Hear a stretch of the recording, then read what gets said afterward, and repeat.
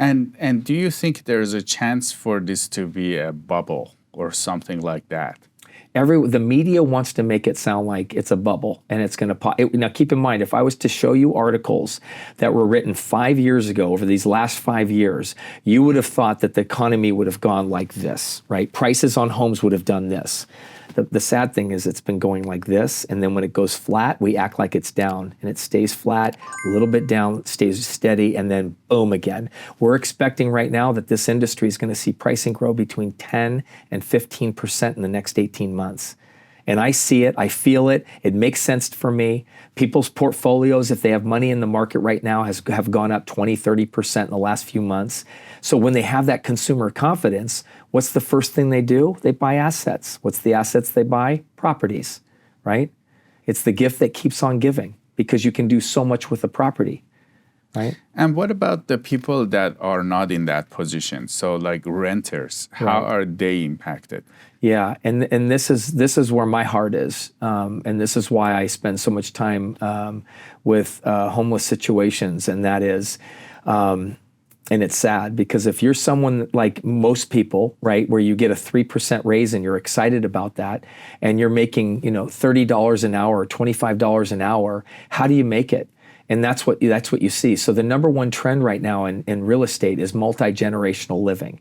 You now see parents helping with their kids and their grandkids. So I have many transactions on a lot of my listings where I clearly understand the situation. They want to know, they're looking at it for the parents. Is there a bedroom downstairs? If there's not, they keep looking because their parents are older. They don't want them going up and down. So the parents can live here, and the kids the grandparents can live here, and the parents and the children can live upstairs. Or do you have room in the backyard to build an ADU? I'm dealing with ADU conversations daily now, working with designers and how do we do this? I have one I met with yesterday. He can build someone a beautiful, what was the square footage on it? I think a 800 square foot ADU, and he can build these finished product like a little miniature home in the backyard. Well, his business, he's an architect, and I mean, they're booming because that's what people are doing. They're looking at properties now about how do we maximize and protect our family by putting in multiple situations there. And then the renter looks at it and goes, I'd be happy to pay you $2,000 rent and live in that little ADU. Happy to do it. And that will offset your mortgage.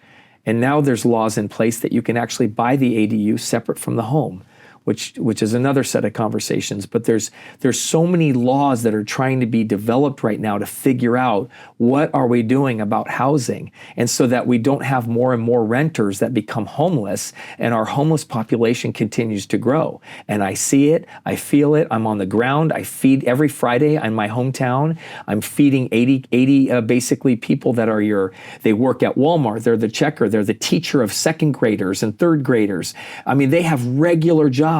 And the only way they can live right now is sitting in a motorhome owned by the city that allows them to park there. That's what's happening, and it's growing. When I started this 4 years ago, in one specific spot right across from Google, like I could throw a baseball and hit one of Google's buildings. So Mountain View owns this parking lot, 20 total motorhomes. Right now, I think I last counted, there's probably 65, 70, and it's about 80% full.